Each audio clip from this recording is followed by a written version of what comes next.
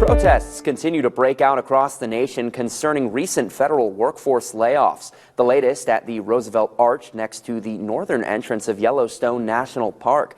MTN's Isabel Spartz is in Gardner as many terminated federal employees gathered, expressing concerns over cuts made by the Department of Government Efficiency. Hundreds of people gathered here at America's oldest national park to protest the firings of probationary National Park Service employees. And they're just one group of many across Montana and the country making their voices heard.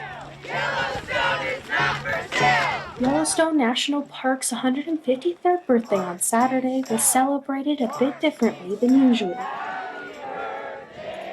Dozens traveled to Gardner outside of the north entrance of the park to protest the National Park Service firings recently laid out by President Donald Trump and Elon Musk in an effort to downsize the federal workforce. Our national parks are one of the great gifts of America, and they're under threat right now with the current Republican administration's funding cuts. At this time, it is uncertain what the total scope of effects could look like, but those in the surrounding area of the park are worried about its future. This is not about saving money, it is about what we spend our money on. And I, as a citizen of America, would like to spend our tax dollars on the things that make America great.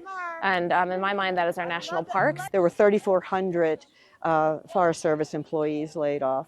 There are 3.2 million acres of Forest Service lands in the Custer-Gallatin district alone, and of them, only 5 people remain. With those cuts, the Park Service will hire more seasonal employees instead. Seasonal positions cannot replace permanent positions and the wealth of knowledge and experience and expertise those people have. The display scene was just one of many across the country and national parks on March 1st.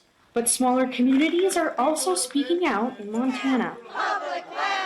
On Friday, nearly 70 Red Lodge residents stood in Pride Park to voice the same concerns, saying the firings could also negatively impact tourism. Of course, I'm concerned about people across the world, but it's in our town that it's going to affect us. Just seeing restaurants hurt, businesses hurt, seeing less tourism here. Kylie has been a public land servant for 6 years and is concerned for her colleagues who lost their jobs, 9 in Red Lodge and 32 in the Custer-Gallatin area, including Jillian Green, who lost hers on February 14th. Most of us rely on federal housing as well. So come April, I was planning to move into federal housing for 6 months. So now I have to figure out where I'm going to live in the next month. Green and Kylie worry for public safety, saying that planned upkeep of trails will not be done, and EMT help in putting out potential forest fires will be greatly slowed or even impossible. Think about all these fires that are just prevented just from us being out there that aren't going to be prevented this year. This week's protests could be just the beginning for public pushback against these federal cuts.